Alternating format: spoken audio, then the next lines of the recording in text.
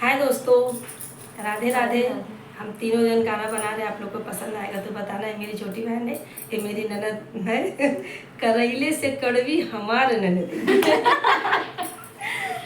ससिया बड़ी मुरही चमचा से मारे, ससिया बड़ी मुरही चमचा से मारे, चमचा के मारे ससुर लगे गईले, चमचा के मारे ससुर लगे गईले। ससुर हर जोतवा पैना से मारे, ससुर हर जोतवा पैना से मारे। ससुया बड़ी मुरही चमचा से मारे, ससिया बड़ी मुरही चमचा से मारे, चमचा के मारे जेठ लगे गईले, चमचा से मारे जेठ लगे गईले। जेठ घस झुलना पिटना से मारे, जेठ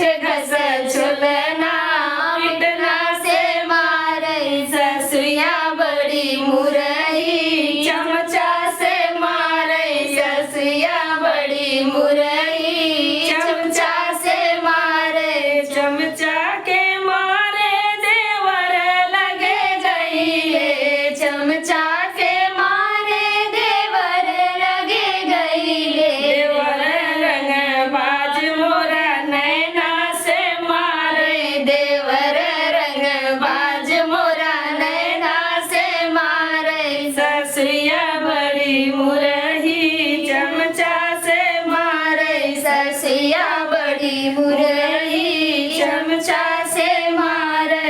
चमचा के मारे बलम लगे गईले, चमचा के मारे बलम लगे गईले। बलम हृदयिया गोदिया उठावई, बलम हृदयिया गोदिया उठावई। ससिया बड़ी मुरही चमचा